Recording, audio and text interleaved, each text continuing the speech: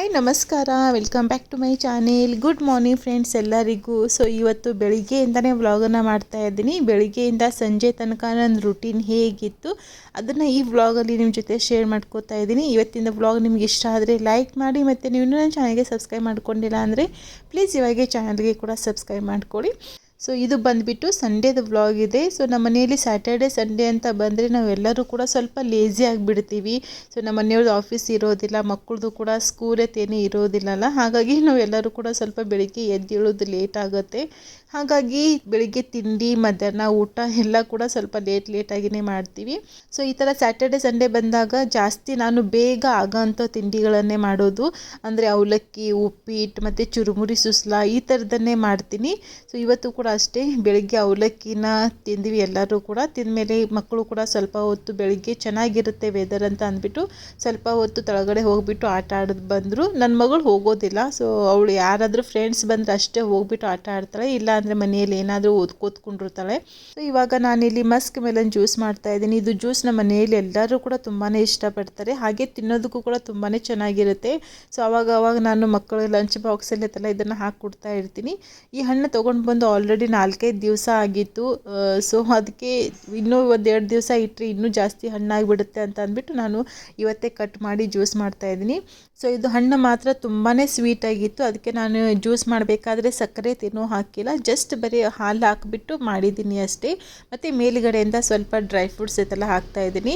Dry fruits chop ಮಾಡೋದಕ್ಕೆ ನಾನು ಈ ಚಾಪರನ್ನು ಯೂಸ್ ಮಾಡ್ತೀನಿ. ಇದನ್ನು ನಾನು ಅಮೆಝಾನಿಂದ ತರಿಸಿರೋದು. ತುಂಬಾ ಚೆನ್ನಾಗಿದೆ ಇದು.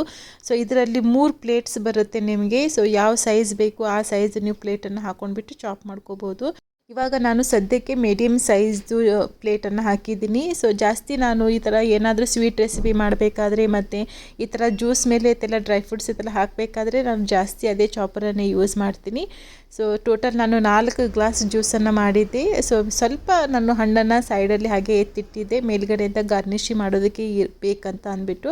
ಕಡೆಯಿಂದ ಸ್ವಲ್ಪ ಡ್ರೈ ಫ್ರೂಟ್ಸನ್ನು ಹಾಕಿದ್ದೀನಿ, ಕಾಜು, ಬಾದಾಮಿ ಮತ್ತು ನನ್ನ ಹತ್ರ ಪಂಪ್ಕಿನ್ ಸೀಡ್ಸ್ ಅದೆಲ್ಲ ಕೂಡ ಇತ್ತು. ಅದನ್ನು ಕೂಡ ಈ ಥರ ಮೇಲ್ಗಡೆಯಿಂದ ಹಾಕಿಬಿಟ್ಟು ಕೊಟ್ಟಿದ್ದೆ. ಸೊ ಇದು ಕುಡಿಬೇಕಾದ್ರೆ ನನ್ನ ಮಗಳದ್ದು ರಿಯಾಕ್ಷನ್ ನೋಡಿ ಯಾವ ಥರ ಮಾಡಿದ್ದಾಳೆ ಅಂತ ಅಂದ್ಬಿಟ್ಟು ಅವಳಿಗಂತೂ ತುಂಬಾ ಇಷ್ಟ ಆಗಿತ್ತು.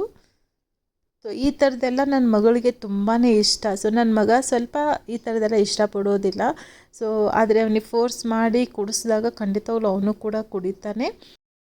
ಆಮೇಲೆ ಕಿಚನ್ ಕ್ಲೀನ್ ಮಾಡಿ ಇವಾಗ ತರಕಾರಿ ತೊಗೊಂಬರೋದಕ್ಕೆ ಅಂತ ಅಂದ್ಬಿಟ್ಟು ನಾನು ಮತ್ತು ನಮ್ಮ ಮನೆಯವರು ಬಂದಿದ್ದೀವಿ. ಮಕ್ಕಳನ್ನು ಮನೆಯಲ್ಲೇ ಬಿಟ್ಟಿದ್ದೆ.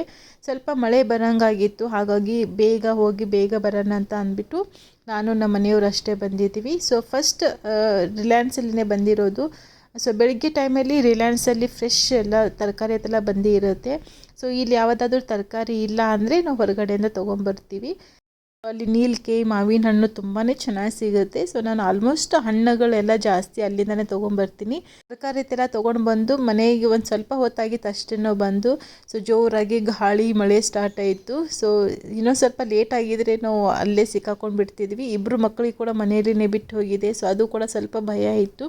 ಹಾಗಾಗಿ ಬೇಗ ಎಲ್ಲ ತರಕಾರಿ ತೊಗೊಂಡು ಬಂದು ಮನೆಗೆ ಬಂದ್ವಿ. ಸೊ ಇವಾಗ ಮಧ್ಯಾಹ್ನಕ್ಕೆ ಅಡುಗೆ ರೆಡಿ ಮಾಡ್ತಾಯಿದ್ದೀನಿ. ಸೊ ಅಲ್ಲಿ ನಮಗೆ ಹಸಿ ಟೊಮೆಟೊ ಸಿಕ್ಕು.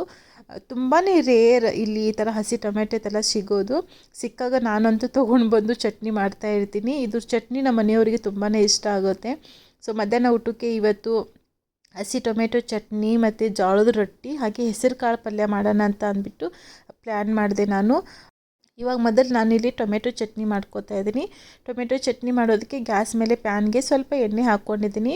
ಅದಾದ ನಂತರ ಮೀಡಿಯಮ್ ಸೈಜು 1-2 ಈರುಳ್ಳಿ ಮತ್ತು ಹಸಿಮೆಣಸಿನಕಾಯಿ, ಖಾರ ಎಷ್ಟು ಬೇಕು ನೋಡ್ಕೊಂಡ್ಬಿಟ್ಟು ಹಸಿಮೆಣಸಿನ್ಕಾಯಿನ ಹಾಕ್ಕೊಳ್ಳಿ. ಮತ್ತು ಸ್ವಲ್ಪ ಕರಿಬೇವು ಮತ್ತು ಜೀರಿಗೆ, ಹಾಗೆ 1-2 ಟೀ ಸ್ಪೂನಷ್ಟು ಬಿಳಿ ಎಳ್ಳನ್ನು ಹಾಕ್ಕೊಂಡಿದ್ದೀನಿ. ಮತ್ತು 7-8 ಸ್ಲೈಸಷ್ಟು ಬೆಳ್ಳುಳ್ಳಿ, ಇಷ್ಟು ಎಲ್ಲ ಹಾಕ್ಕೊಂಡು ಎಣ್ಣೆಯಲ್ಲಿ ಚೆನ್ನಾಗಿ ಇದನ್ನು ಫ್ರೈ ಮಾಡ್ಕೋಬೇಕು. ಸ್ವಲ್ಪ ಈರುಳ್ಳಿದೈತಲ್ಲ ಹಸಿ ವಾಸನೆ ಹೋಗಿಬಿಟ್ಟು ಚೆನ್ನಾಗಿ ಅದು ಫ್ರೈ ಆಗಬೇಕು. ಅದಾದ ನಂತರ ಇವಾಗ ಕಟ್ ಮಾಡಿ ಇಟ್ಕೊಂಡಂಥ ಟೊಮೆಟೊನ ಹಾಕೋತಾ ಇದ್ದೀನಿ. ಟೊಮೆಟೊನ ಈ ಥರ ಸಣ್ಣ ಪೀಸಸಲ್ಲಿ ನೀವು ಕಟ್ ಮಾಡಿಕೊಂಡ್ರೆ ಬೇಗನೆ ನಿಮಗೆ ಫ್ರೈ ಆಗುತ್ತೆ. ಅದು ಇಲ್ಲಾಂದರೆ ಅದು ಸಾಫ್ಟ್ ಆಗೋದಕ್ಕೆ ಜಾಸ್ತಿ ಟೈಮ್ ತೊಗೊಳುತ್ತೆ. ಹಾಗಾಗಿ ಆದಷ್ಟು ಸಣ್ಣ ಪೀಸಸಲ್ಲೇ ಕಟ್ ಮಾಡಿಕೊಂಡು ಸ್ವಲ್ಪ ಟೊಮೆಟೊದೆಲ್ಲ ಸಾಫ್ಟ್ ಆಗೋವರೆಗೂ ಚೆನ್ನಾಗಿ ಇದನ್ನು ಫ್ರೈ ಮಾಡ್ಕೋಬೇಕು. ಅದಾದ ನಂತರ ಅದಕ್ಕೆ ನಾನು ಹುರಿದಿರುವಂತಹ ಶೇಂಗಾನ ಹಾಕೋತಾ ಇದ್ದೀನಿ, ಅಂದರೆ ಕಡಲೆಕಾಯಿ ಬೀಜ. ಹಸಿದಿದ್ದರೆ ನೀವು ಮುಂಚೆನೇ ಹಾಕ್ಕೋಬೋದು. ಸೊ ನನ್ನ ಹತ್ರ ಹುರಿದಿರುವಂಥ ಶೇಂಗಾ ಇತ್ತು, ಹಾಗಾಗಿ ನಾನು ಇವಾಗ ಬಿಸಿ ಬಿಸಿಯಾಗಿ ಹಾಗೆ ನಾನು ಕಲ್ಲಲ್ಲಿ ಇದನ್ನು ಕುಟ್ಕೋತಾ ಇದ್ದೀನಿ. ಮಿಕ್ಸರ್ ಜಾರಲ್ಲಿ ನೀವು ಇದನ್ನು ಮಾಡ್ತೀರಾ ಅಂದರೆ ಸ್ವಲ್ಪ ಇದನ್ನು ತಣ್ಣಗಾದ್ಮೇಲೆ ಮಿಕ್ಸರ್ ಜಾರಿಗೆ ಹಾಕ್ಕೊಳ್ಳಿ. ಈ ಥರ ಕಲ್ಲಲ್ಲಿ ಇದೆಲ್ಲ ಕುಟ್ಟಬೇಕಾದ್ರೆ ಬಿಸಿ ಬಿಸಿಯಾಗಿ ಹಾಗೆ ನೀವು ಕುಟ್ಟಿದ್ರೆ ಅದು ಬೇಗ ಸಣ್ಣಾಗಿಬಿಡುತ್ತೆ. ಆಮೇಲೆ ಇದರಲ್ಲಿ ಕುಟ್ಟಿರುವಂತಹ ಚಟ್ನಿ ರುಚಿನೇ ಬೇರೆ, ನಿಮಗೆ ತುಂಬಾ ಚೆನ್ನಾಗಿರುತ್ತೆ. ಕುಟ್ಟಬೇಕಾದ್ರೆ ನಾನು ಸ್ವಲ್ಪ ಕೊತ್ತಂಬರಿ ಮತ್ತು ಸ್ವಲ್ಪ ಬೆಲ್ಲ ಹಾಗೆ ರುಚಿಗೆ ತಕ್ಕಷ್ಟು ಉಪ್ಪನ್ನು ಹಾಕ್ಕೊಂಡಿದ್ದೀನಿ. ಬೆಲ್ಲ ಬೇಡ ಅಂದರೆ ನೀವು ಬೆಲ್ಲನ ಸ್ಕಿಪ್ ಮಾಡ್ಕೋಬೋದು, ಆದರೆ ಸ್ವಲ್ಪ ಸ್ವೀಟ್ನೆಸ್ ಇದ್ದರೆ ಚೆನ್ನಾಗಿರುತ್ತೆ. ನೋಡಿ, ಬಿಸಿ ಬಿಸಿಯಾಗಿ ಹಾಗೆ ಕುಟ್ಟಿದ್ರೆ ಒಂದು 5 ನಿಮಿಷದಲ್ಲಿ ನೀವು ಚಟ್ನಿನ ರೆಡಿ ಮಾಡ್ಕೋಬೋದು. ಅಷ್ಟು ಬೇಗ ನಿಮಗೆ ಸಣ್ಣಾಗಿಬಿಡುತ್ತೆ. ಆಮೇಲೆ ಈ ಥರ ಚಟ್ನಿನ ನೀವು ಒಂದು ಸತಿ ಮಾಡಿಟ್ರೆ ಆರಾಮಾಗಿ ಒಂದು 2-3 ದಿವಸದ ತನಕ ನೀವು ಫ್ರಿಜ್ಜಲ್ಲಿ ಇಟ್ಕೊಂಡ್ಬಿಟ್ಟು ತಿನ್ಬೋದು. ಎಸ್ಪೆಷಲಿ ಬಿಸಿ ಬಿಸಿ ಅನ್ನ, ರೊಟ್ಟಿ, ಚಪಾತಿ, ದೋಸೆ ಜೊತೆ ಕೂಡ ತುಂಬಾ ಚೆನ್ನಾಗಿರುತ್ತೆ. ಇದು ಚಟ್ನಿ ನಮ್ಮ ಮನೆಯಲ್ಲಿ ಎಲ್ಲರೂ ಕೂಡ ತುಂಬಾ ಇಷ್ಟಪಡ್ತಾರೆ. ಯಾವಾಗಾದರೂ ಟೊಮೆಟೊ ಸಿಕ್ಕರೆ ಸಾಕು, ಹಸಿ ಟೊಮೆಟೊ ತೊಗೊಂಡು ಬಂದು ನಾನು ಮಾಡ್ತಾಯಿರ್ತೀನಿ. ಅದಾದ ನಂತರ ನಾನು ಹೆಸರು ಕಾಳು ಪಲ್ಯ ಕೂಡ ಮಾಡಿದೆ. ಅದನ್ನು ಶೂಟ್ ಮಾಡ್ಕೊಳ್ಳೋದಕ್ಕೆ ಆಗಲಿಲ್ಲ, ಆಲ್ರೆಡಿ ತುಂಬಾ ಲೇಟ್ ಆಗಿಬಿಟ್ಟಿತ್ತು, ಎಲ್ಲರಿಗೂ ಕೂಡ ಹಸಿವಾಗಿತ್ತಲ್ಲ. ಹಾಗಾಗಿ ನಾನು ಬೇಗ ಪಲ್ಯ ಕೂಡ ಮಾಡಿಬಿಟ್ಟೆ. ಹೆಸರು ಕಾಳು ಪಲ್ಯನ ನಾನು ಸ್ವಲ್ಪ ಗ್ರೇವಿ ಥರ ಮಾಡಿದ್ದೀನಿ, ಯಾಕಂದರೆ ಚಟ್ನಿ ಕೂಡ ಸ್ವಲ್ಪ ಗಟ್ಟಿಯಾಗಿರುತ್ತೆ. ಮತ್ತು ಹೆಸರು ಕಾಳನ್ನು ಸ್ವಲ್ಪ ಗ್ರೇವಿ ಥರ ಮಾಡಿದ್ರೆ ಅನ್ನದ ಜೊತೆ ಕೂಡ ಆಗುತ್ತೆ ಅಂತ ಅಂದ್ಬಿಟ್ಟು ನಾನು ಹೆಸರು ಕಾಳನ್ನು ಸ್ವಲ್ಪ ಗ್ರೇವಿ ಥರ ಮಾಡಿದ್ದೆ. ಬೇಕಾದರೆ ನಾನು ನೆಕ್ಸ್ಟ್ ಯಾವಾಗಾದರೂ ಅದ್ರ ರೆಸಿಪಿನ ನಿಮ್ಮ ಜೊತೆ ಶೇರ್ ಮಾಡ್ಕೋತೀನಿ. ಆದರೆ ಅದನ್ನು ನನಗೆ ಶೂಟ್ ಮಾಡ್ಕೊಳ್ಳೋದಕ್ಕಾಗಲಿಲ್ಲ. ಇವಾಗ ಅದ್ರ ಜೊತೆ ನಾನು ಬಿಸಿ ಬಿಸಿ ರೊಟ್ಟಿನ ಮಾಡ್ತಾಯಿದ್ದೀನಿ. ವಾರದಲ್ಲಿ 1 ದಿವಸ ಆದರೂ ನಾನು ಕಂಪಲ್ಸರಿ ರೊಟ್ಟಿ ಮಾಡೇ ಮಾಡ್ತೀನಿ. ದಿನಾನು ಚಪಾತಿನ ತಿಂದು ಬೇಜಾರಾಗಿರುತ್ತೆ. ಬಿಸಿ ಬಿಸಿಯಾಗಿ ತಿನ್ನೋದಕ್ಕೆ ಚೆನ್ನಾಗಿರುತ್ತೆ ಅಂತ ಅಂದ್ಬಿಟ್ಟು ನಾನು ಆಲ್ಮೋಸ್ಟ್ ಸ್ಯಾಟರ್ಡೆ ಸಂಡೇ ನಾನು ರೊಟ್ಟಿನೇ ಮಾಡ್ತೀನಿ. ಆಮೇಲೆ ನಮ್ಮ ಕಡೆ ಎಲ್ಲರೂ ಕೂಡ ಅಷ್ಟೇ, ರೊಟ್ಟಿ ಮಾಡಬೇಕಾದ್ರೆ ಇದೇ ಥರ ಬಡಿದ್ಬಿಟ್ಟೇ ರೊಟ್ಟಿ ಮಾಡೋದು ಜಾಸ್ತಿ. ಈ ಥರ ಲಟ್ಟಣಿಗೆಯಿಂದ ಲಟ್ಟಿಸಿ ಮಾಡೋದಕ್ಕೆ ಯಾರಿಗೂ ಕೂಡ ಬರೋದಿಲ್ಲ ಅಲ್ಲಿ.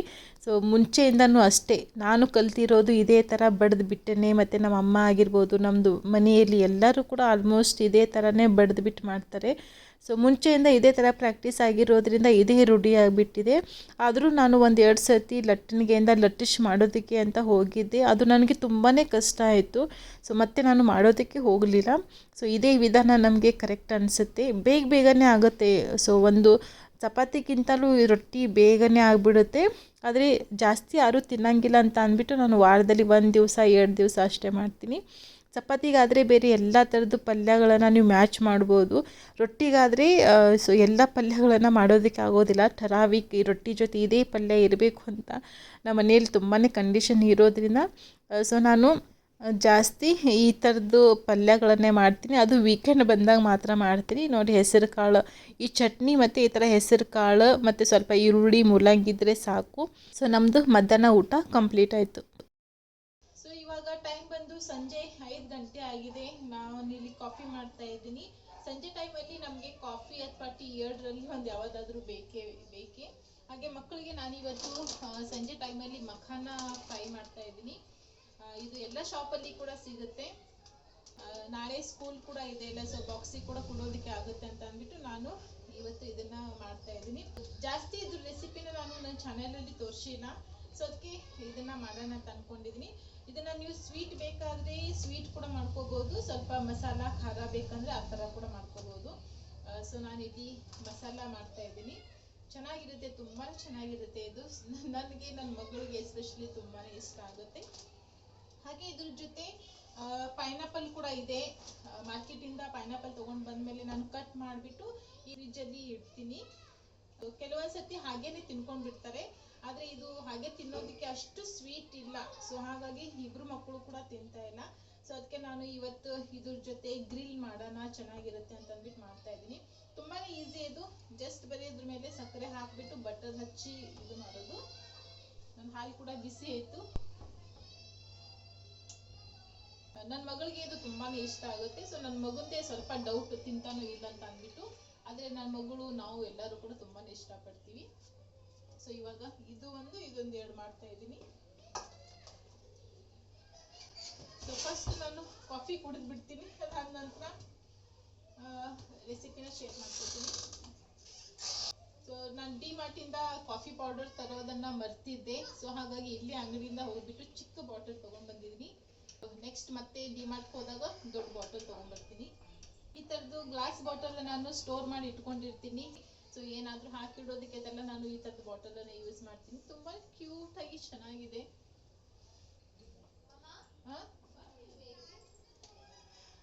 ಮಖಾನ ಮತ್ತು ಪೈನಾಪಲ್ ಗ್ರಿಲ್ ಓಕೆ.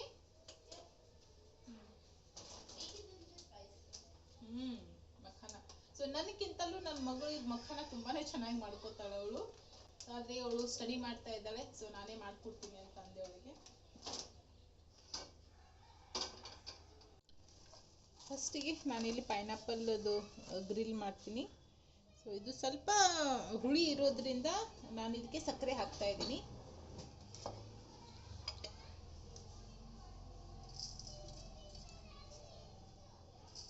ಸಕ್ಕರೆ ಪುಡಿ ಬೇಕಾದ್ರೂ ಹಾಕೋಬಹುದು ನೀವು.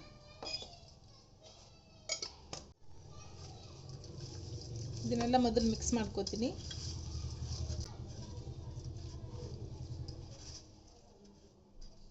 ಆಮೇಲೆ ನಾನು ಈ ಥರದ್ದು ಗ್ರಿಲ್ಲನ್ನು ಇಟ್ಟಿದ್ದೀನಿ. ಇವಾಗ ಇದನ್ನು ಈ ಥರ ಇಡೋದು.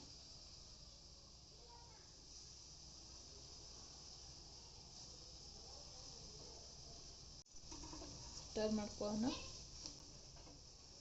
ಈ ಥರ ಎರಡು ಸೈಡಿಂದ ಚೆನ್ನಾಗಿ ಇದನ್ನು ಸುಡಬೇಕು. ಗ್ರಿಲ್ ಪ್ಯಾನ್ ಸಿಗುತ್ತೆ ನೋಡಿ, ಅದರಲ್ಲಿ ಮಾಡಿಕೊಂಡ್ರೆ ತುಂಬಾ ಚೆನ್ನಾಗಿರುತ್ತೆ. ಆದರೆ ಅದು ಗ್ರಿಲ್ ಪ್ಯಾನ್ ಇಲ್ಲ ನನ್ನ ಹತ್ರ. ಸೊ ಹಾಗಾಗಿ ಈ ಥರ ನಾನು ಮಾಡ್ತಾಯಿದ್ದೀನಿ. ಸೊ ಇದ್ರ ಮ್ಯಾಗೆ ಸಕ್ಕರೆ ಹಾಕಿದ್ದೇವಲ್ಲ, ಸೊ ಹಾಗಾಗಿ ಸಕ್ಕರೆ ಕರಗದ ಮೇಲೆ ನೋಡಿ ಈ ಥರ ಕಲರ್ ಬರುತ್ತೆ. ತುಂಬ ಚೆನ್ನಾಗಿರುತ್ತೆ ಇದು.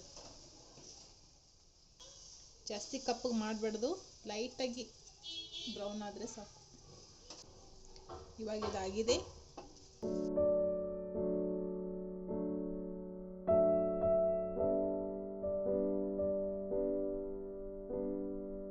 ಇನ್ನು ಒಂದು ಬ್ಯಾಚ್ ಮಾಡ್ಕೋತೀನಿ.